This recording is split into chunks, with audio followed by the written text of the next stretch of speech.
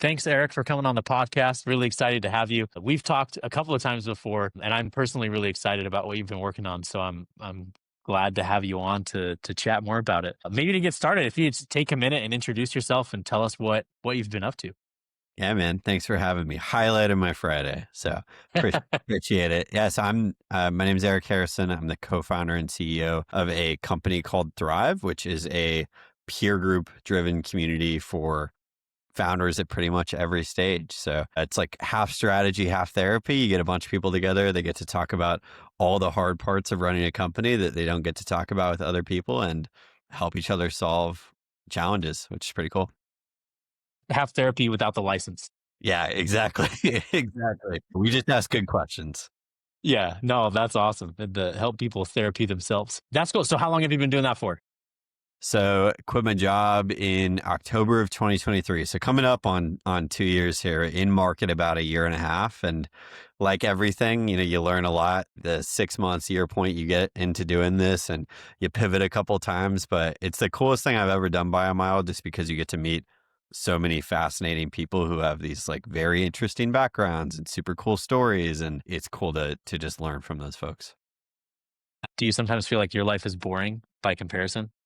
Oh yeah, I thought I had the coolest stories ever. Then I started meeting people who just have like, will say the most insane stuff in a like very cool, positive way, and you're like, whoa, okay. I don't know why Forbes hasn't covered this yet. Like that's fascinating. So yeah, That's awesome. Yeah, though I feel like we're often our own worst critics and we think our own story is really lame. And then, you tell somebody else and they're like, that's amazing. And you're like, no, it's really not. Like, I live this every day. The lights flicker in the building kind of a thing. Like it's not very glorious, but that's cool. Okay. And I remember before you were telling me, what was your previous venture that you were doing? so I started a company in college with my current co-founder called Census. It was a change management consultancy. So we would go into 200-person companies that had like some C-suite turnover. Typically, it was like a new CEO coming in, and we would build mission-obsessed teams. So really get people aligned under like CEO's new vision, get people aligned around just a common culture and a common way to think about the company. And that was like super hard because we were all 20 and these people were much older than us. Fun to do, really hard to sell people on the idea that we knew how to do this. Why'd you try to do that? Like, why does it matter that people are aligned and obsessed around a mission? Like, so my co-founder and I were scouts when we were kids in the Boy Scouts, and just really grew up around like leadership and culture and building teams. And all of our teams that we had built, I felt were really like literally mission obsessed. Like, people were willing to do whatever for this company. They'd work harder, they'd work less. We had a really cool culture. People really believed in it. And I would watch my friends' companies or other people's companies I'd known, and they'd just be like, I hate my job. I'm like, that's like, what? They're like, this is normal. You were supposed to hate your job. And I'm 20, so I don't know, but it doesn't sound normal. That sucks. We were kind of doing this within the Boy Scouts to a degree. We were running this like 50-person volunteer team, doing a bunch of change management work, and we were pretty good at it. And someone came up to us one day on there and was like, have you guys ever thought about doing this for a real company and not kids? We were like, no. And they were like, people might pay you for it. Okay. I mean, yeah, we'll try. Shoot. How old were you when you first heard change management? Because I also did Boy Scouts, and I never heard that word until like, I don't know, 5 or 6 years ago. And I think I died a little bit inside when I heard it. Man, I didn't know your voice.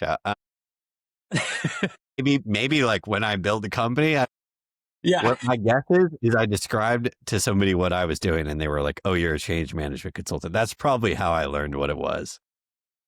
So how did that evolve in Boise? Was that like an ego project or something to like start something going, or what did that look like? And what were you guys doing? And then how do you still use that stuff today as you're building your company right now?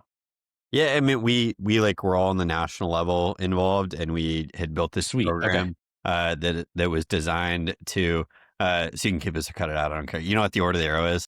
Yeah. Uh-huh. So my partner Yeah, Michael and I I went were, and didn't eat very much food over a night, and you did it. Wow. I did it. Uh, Michael was the 2018 national vice president of the OA, and I was the 2019. That's how we met. Sweet. What a That's what I small was saying. world. Okay. I did not know this. Fascinating. Yeah, I think I did Order of the Arrow in like 2008, Okay, cool. Small world. 2009. Holy shit. What a small world. That threw me off. Sorry.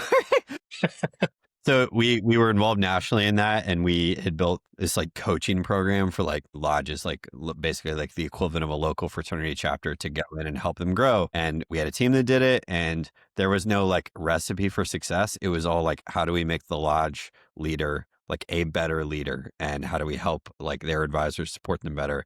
And it was basically change management consulting work.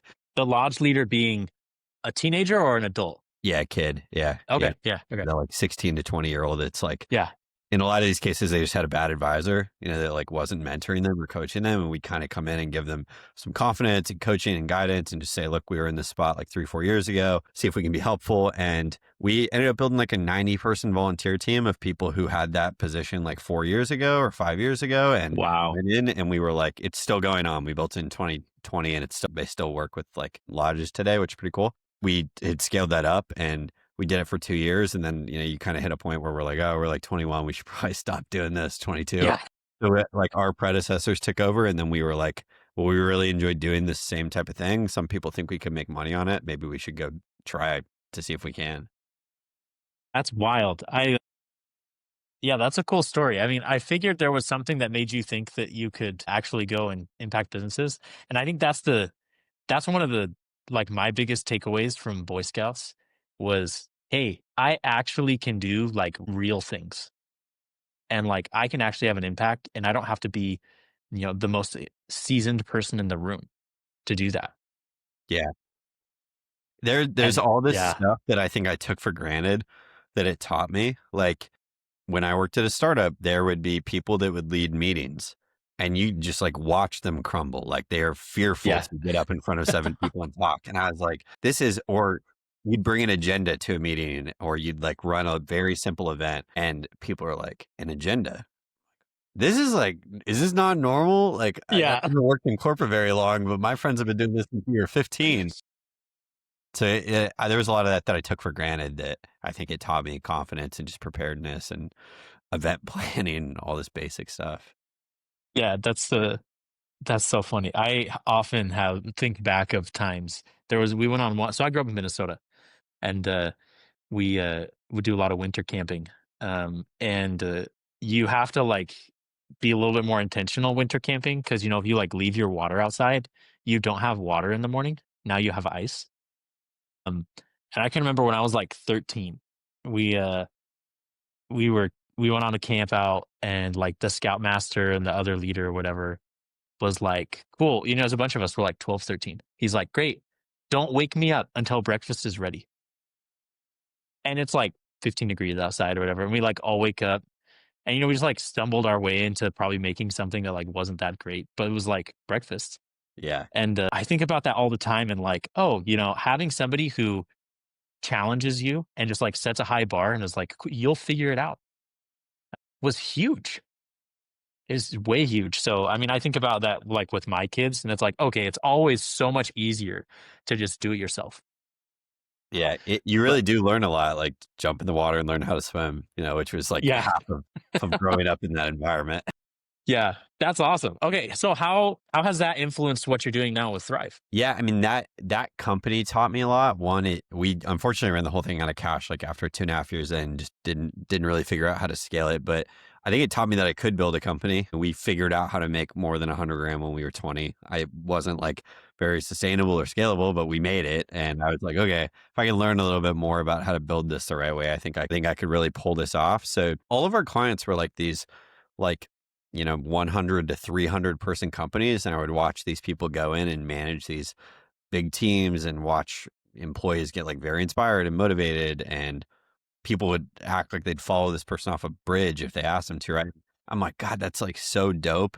I didn't totally have that in my first business. And I think going and working for somewhere for a couple years before I came back and tried to do the founder thing again very much helped me. So I think a lot about what we taught other people and what I learned watching our clients is now informed the way I lead, the way I try to like be empathetic, listen, hire people. So all that I try to take into account from that company. That's awesome. Yeah, it probably helped you feel even more confident going into the corporate world and realizing, wait, Like, there's a lot of people who have no idea what they're doing.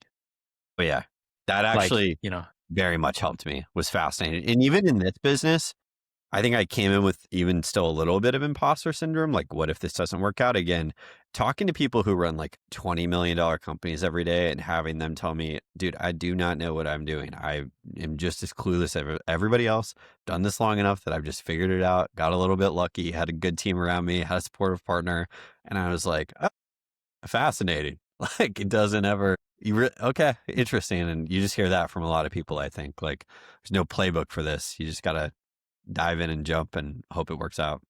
Yeah, this morning we were talking. We have got a new lead that came in recently for our business, and we were talking with pitched them, and they're like stoked and they're growing, and we're talking about what their business actually is, and it's like the dumbest way in the world to make money, and they're like doing things. I'm like, there's no way that this is the most efficient way, and it's like, cool. Well, they're going to be in Walmart next week.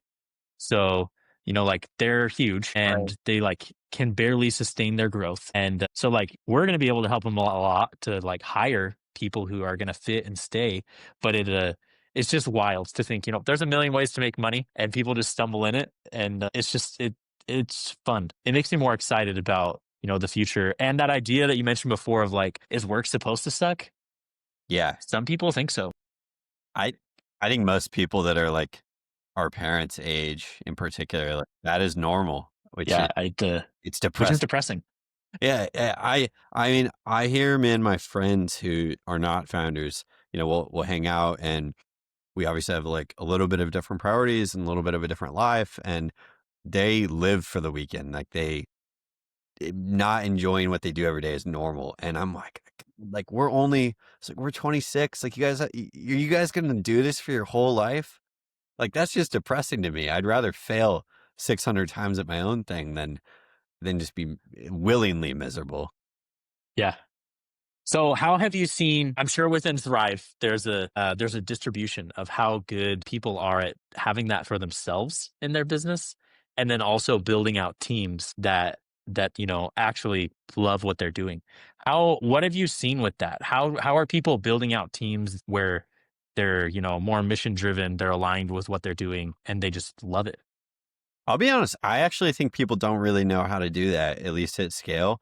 A fascinating like conversation in a lot of these peer groups is we have a lot of companies that I'll say are at like the 1 to 1.5 million range, right? It's like them, their co-founder, they've had a couple contractors for 3 years that now work for them full time, and they are now in this spot where like they've done sales entirely themselves up to this point, and it's time to like, they know it's time to hire somebody, or they've done like all the HR work all the way up to themselves at this point. They know it's time to hire somebody. Same thing with like an ops person. I think they not only don't totally know how to go find that person and build them into the company based on the conversations. I think a lot of people at that stage have just been so heads down, like building the company and trying to make money and get it to this point, that they have never even once sat down and thought about the type of culture they want to build. I love to have this conversation in peer groups. Like, do you know what type of culture you want to build when people are talking about, oh, we want to hire these 5 people? I'm like, have you like really sat down and put pen to paper on the feeling you want when people work for you? And they're like, what? No. And I love being like, did you enjoy your 9 to 5? And they're like, no. And like, they'll talk about why. And I'm like, do you think those people had a plan? And they're like, no. Crap.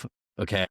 Yeah, I really need to like think about that. And I think they just don't until until the employee's in there, and then it's like, all right, well, like, should we make values? Like, what do I do?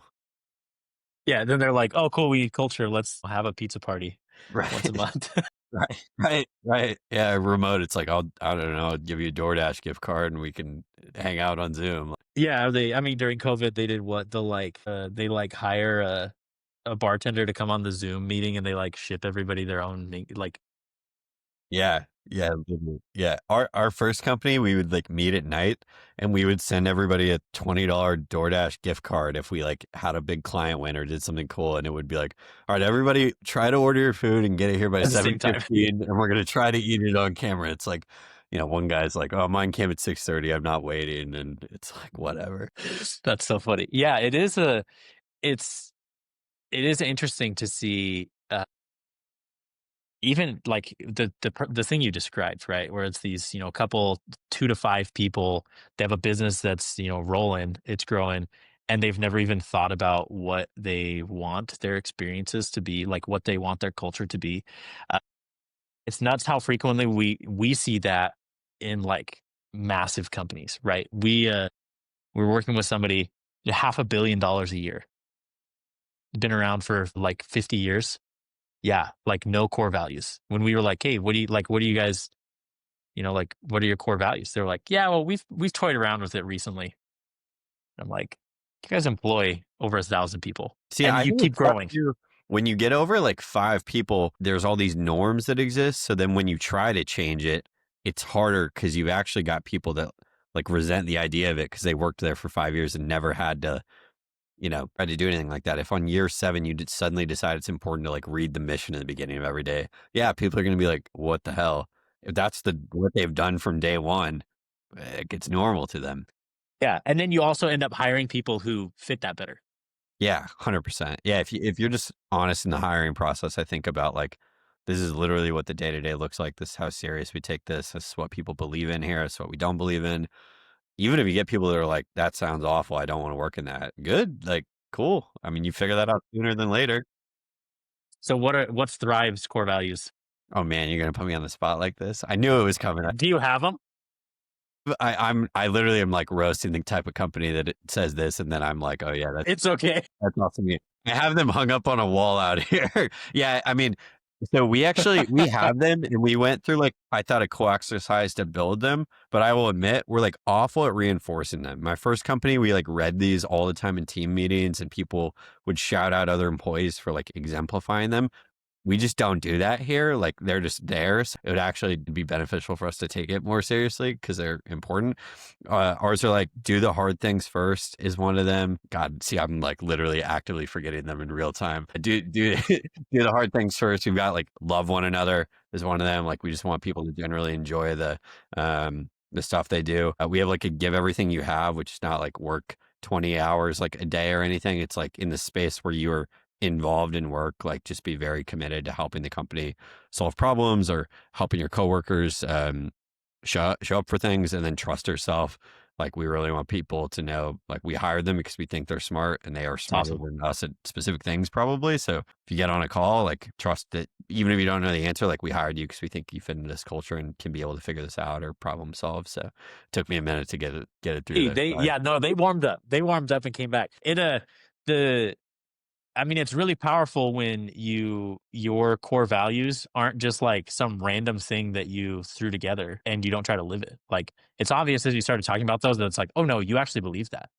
Yeah. And then it's like, hey, great, it informs your actions. And I think that's the more important thing. Cause then as you do grow, then you don't get the people or you don't get in a situation where you're like, oh wait, this person actually doesn't like fit, right? Your trust yourself core value, like you hire somebody and they're like asking you every little thing. You're like, oh yeah, that was the wrong decision.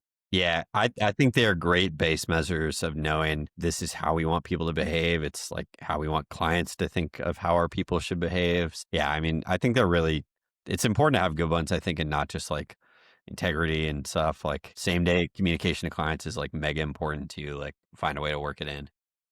Yeah. No, that's awesome. Okay, so as we wrap up, what do you imagine Thrive becoming? Great question. So the thing I care about more than anything is continually delivering these like life-changing intimate small group experiences. I do not think the world necessarily needs like another 100,000 person like low ticket or free Slack community. I don't think people need these like mega 400 person webinars where they don't get to talk. I'm a like huge believer in just very small group of people get together, talk about hard stuff. So I'd love to keep us doing these like intimate peer groups. I'd love to do like 10 to 15 person like retreats for like 3 days, but people go really deep. I'd love to do like 10-person really deep coffee meetups in cities, just very intimate, very tight knit. You get to have like the floor and you get to have some like super cool intimate conversations. So as long as we never lose that, I'd be really happy if we were in 5 cities or 55 of them. Yeah. That's awesome. Okay, and Eva, who's the right person to join those for anybody listening who's like, oh, that sounds interesting. The three things I had told you that we always look for, the big thing I vet for is like cultural fit of the group and being humble. I think like you have to, even if you are not want to be the smartest person in a group of people when you put you in, I think you got to be curious. Like there's such interesting people and so cool stories people have in here. You got to want to get to learn them because like when the coolest stuff comes out, and you just got to be building something real. I think that like people would be interested in learning about that you're super passionate about yourself. We want to admit people that we would want to be in a peer group with ourselves, right? Because they're kind and super cool and humble and family oriented and all these things. And yeah, it's just anybody that fits that caliber. I don't care if they make $20 million or if they're pre-revenue, we can find a good spot for them in here. That's awesome. Well, sweet. Thanks for coming on today, Eric. I'm sure we'll have Yeah. another conversation in the future because the lots of fun things are happening. But thank you. Thanks for having me and love what you're doing.